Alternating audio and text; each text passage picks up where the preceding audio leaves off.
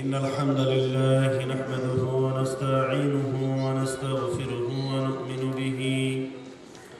ونؤمن به ونتوكل عليه ونعوذ بالله من شرور أنفسنا ومن سيئات أعمالنا من يهده الله فلا مضل له ومن يضلله فلا هادي له ونشهد أن لا إله إلا الله وحده لا شريك له ونشهد أن سيدنا ومولانا محمدا عبده ورسوله أما بعد فقد قال الله تبارك وتعالى في كلامه المجيد وفي الفرقانه الحميد أعوذ بالله من الشيطان الرجيم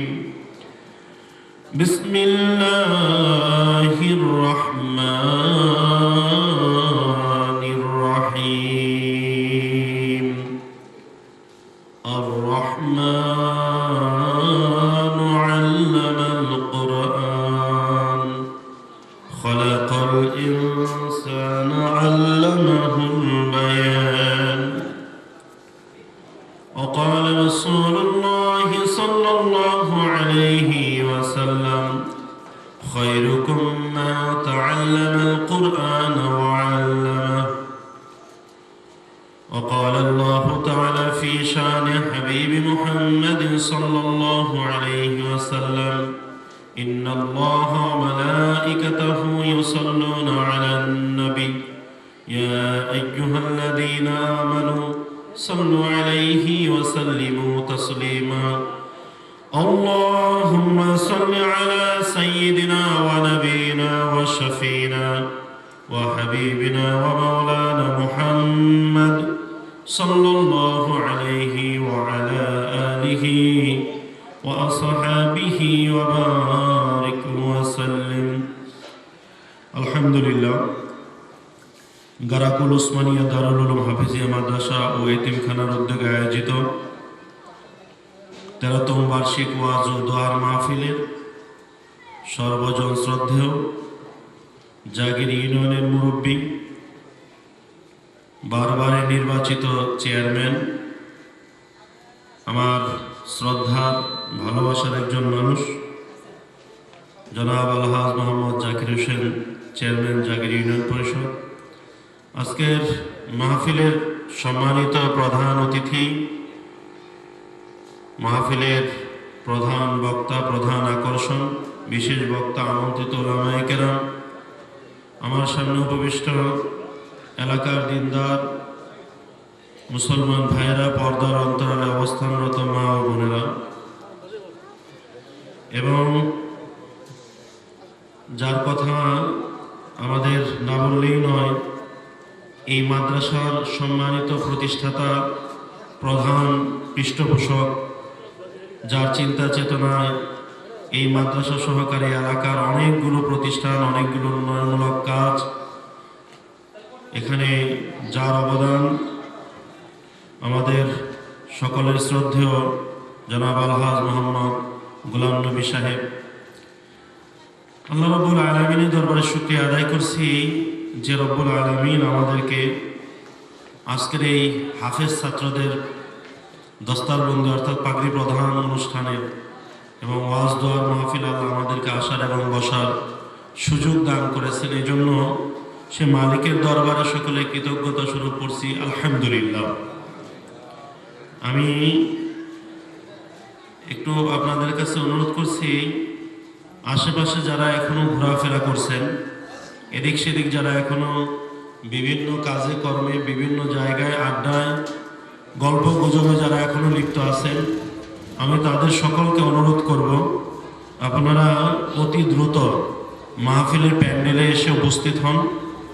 আমাদের আজকের এই মাহফিলের সম্মানিত মেহমান যাদের কথা শোনার জন্য আমরা অধীর আগ্রহে অপেক্ষমান আমাদের সম্মানিত ওয়াজিনে কেরাম ইতিমধ্যে আমাদের মাহফিলে এসে উপস্থিত হয়েছে এই জন্য আমি সকলকে অনুরোধ করব যে আপনারা আর বাহিরে না থেকে অতি শীঘ্রই মাহফিলে প্যান্ডেলে চলে আসুন। আজকের এই মাহফিল অত্যন্ত দামি একটি মাহফিল, আমরা সবাই জানি। কি বলেন? একটু দিয়ে খেয়াল করেন সবাই, আমরা কোরআনের মাহফিলে বসেছি, পৃথিবীর সবচেয়ে দামি মাহফিল, আলহামদুলিল্লাহ বলেন। আপনি যারা এখনো বাইরে ঘোরাফেরা করতেছেন, গল্প গুজব করতেছেন, আমি তাদের দৃষ্টি আকর্ষণ করছি, আপনার বাড়ি ঘর কালকেও থাকবে, আপনার এই বন্ধু বান্ধব কালকেও থাকবে, এ দোকান কালকেও থাকবে, এ চা স্টল কালকেও থাকবে, বাড়ির পরিবার পরিজন কালকেও থাকবে, কিন্তু এই মাহফিল কি আর কালকে থাকবে? বলেন, মাহফিল কিন্তু আর কালকে থাকবে না। এই জন্য আমি অনুরোধ করবো যে আপনারা যেটা কালকেও পাওয়া যাবে সেটাকে, আজকে যেটা পাওয়া যাবে না সেটাকে বাদ দিয়ে, সেটাকে নষ্ট করে না দিয়ে আপনারা অতি শীঘ্রই মাহফিলে চলে আসুন। আল্লাহ রাব্বুল আলামিন আমাদেরকে দুনিয়ায় পাঠিয়েছেন অত্যন্ত মর্যাদাশীল করে।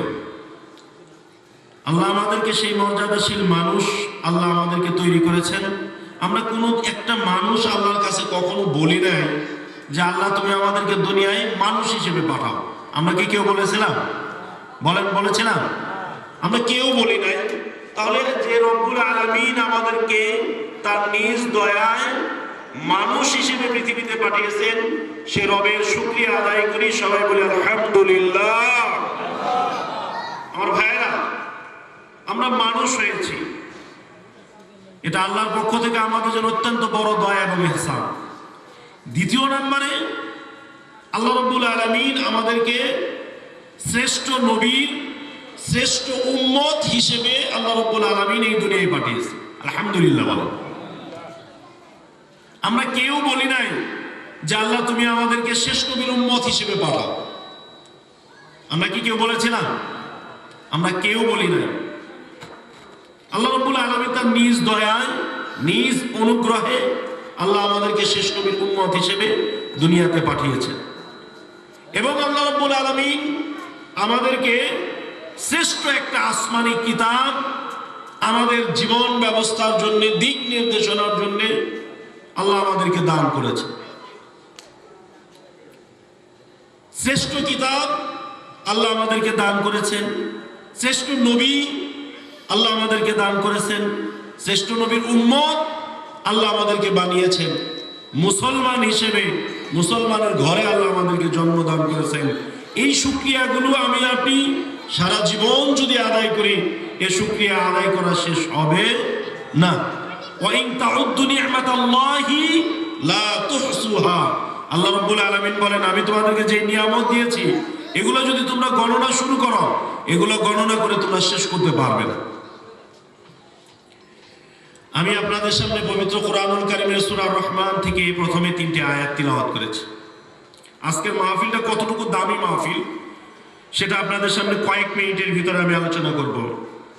আমি আসলে অপ্রস্তুত ভাবে মাইক ধরেছি, আমি কোনো প্রস্তুতি নিয়ে মাইক ধরি নাই। আসলে আল্লাহ রাব্বুল আলামিন পবিত্র কোরআনুল কারীমের যতগুলো সূরা আমাদের জন্য দিয়েছেন, তার মধ্যে কয়েকটা সূরা নাম বললেই আমরা মনে হয় এটা পরিচিত। যেমন সূরা ইয়াসিন, নাম বললে আমাদের পরিচিত মনে হয় না? কি বলেন? সূরা ইয়াসিন এটা বললেই আমাদের কাছে পরিচিত মনে হয়। সূরা ফাতিহা, আলহামদুলিল্লাহ সূরা বললেই আমাদের কাছে পরিচিত মনে হয়। কুলহু সূরা বললেই আমাদের কাছে পরিচিত মনে হয়। আরেকটা সূরা আমাদের কাছে পরিচিত মনে হয়, সেটা হলো সূরা আর রহমান। সেটা কি? সূরা আর রহমান।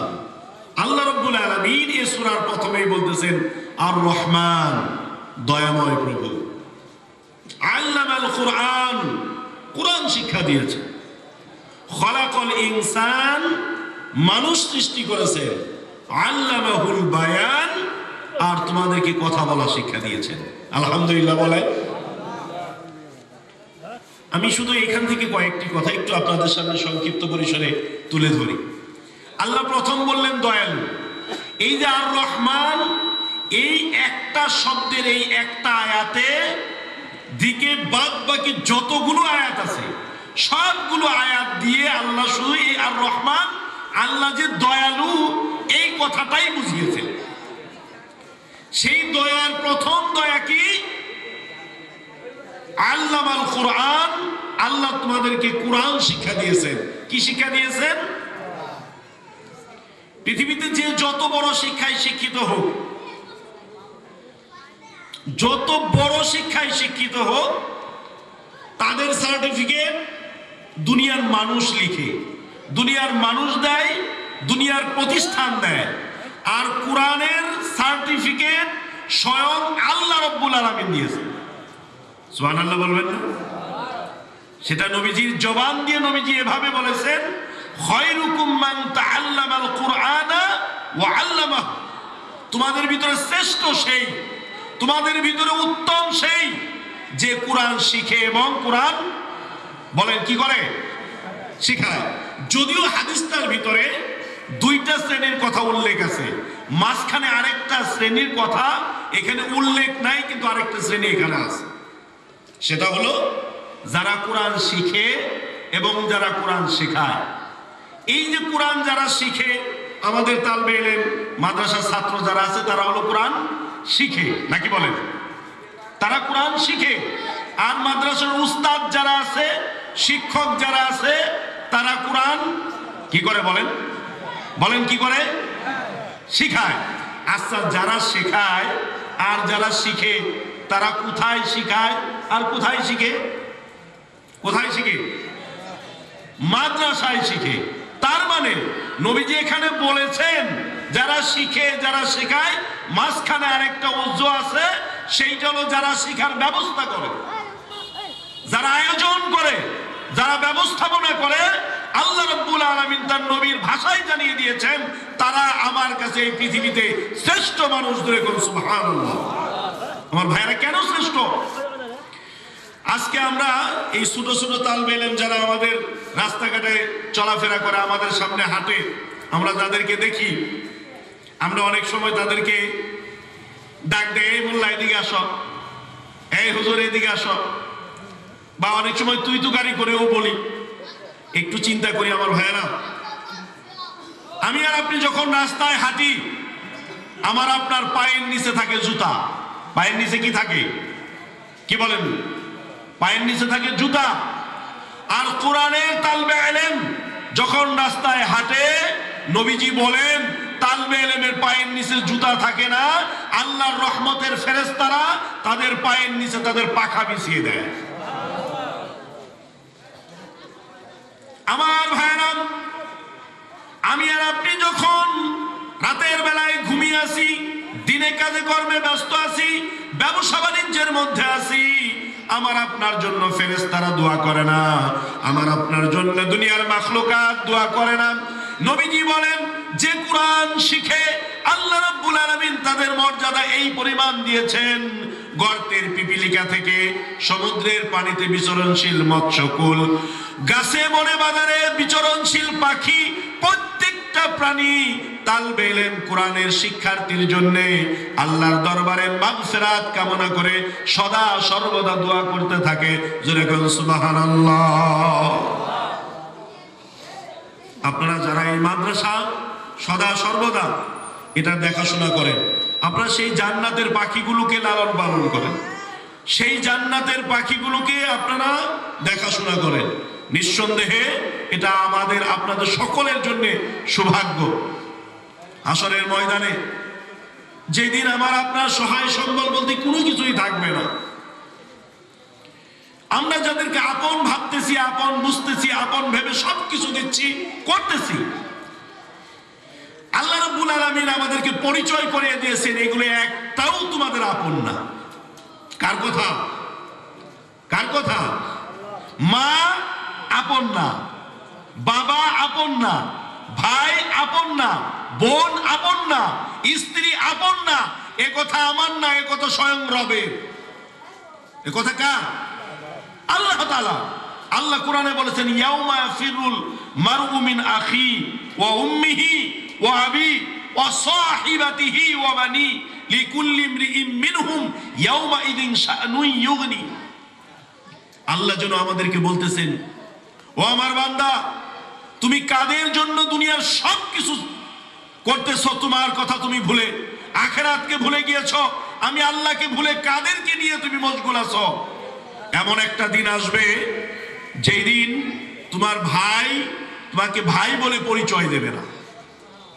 একটু চিন্তা করেন আমার ভাই, এমন একটা দিন আসবে, স্বয়ং আল্লাহ বলতেছেন কোরআনের আয়াত, এমন একটা দিন আসবে যেই দিন তোমার ভাই তোমাকে ভাই বলে পরিচয় দেবে না।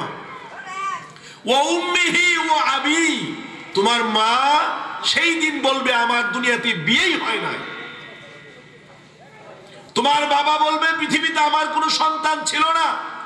তোমার স্ত্রী বলবে পৃথিবীতে আমার বিয়ে হয় নাই, আমার স্বামী ছিল না।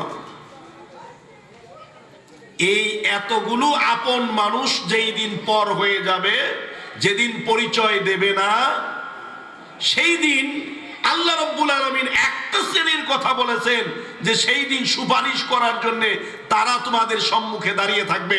জোরে কোন সুবহানাল্লাহ। একটু চিন্তা করেন কথা, একটু মাপার বিষয়।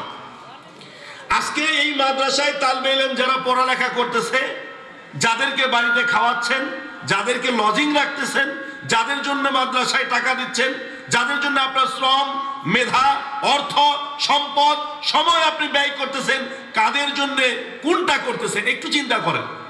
ছেলে সন্তান, পরিবার, বিবি, বাল বাচ্চা যা আছে তাদের জন্য করতেছি, মাদ্রাসার জন্য কতটুকু করতেছি, আর মাদ্রাসা, ছেলে সন্তান সবকিছু মিলিয়ে আমাদের জন্য সবচাইতে উপকারী কোনটা হচ্ছে? আল্লাহ বলতেছেন এরা তোমাকে পরিচয় দিবে না। হাসরের ময়দানে ওয়া ইযা ক্রাআতাল কুরআনা ফাস্তাজহারা ফাহাল্লা হালালাহু ওয়া হাররামা হারামাহু ওয়া আদখালাহুল্লাহুল জান্নাহ ওয়া শাফাউ ফি আশরিন মিন আহলি বাইতিহিম কুল্লুহুম ক্বাদ ওয়াজাবাত লাহুন নার।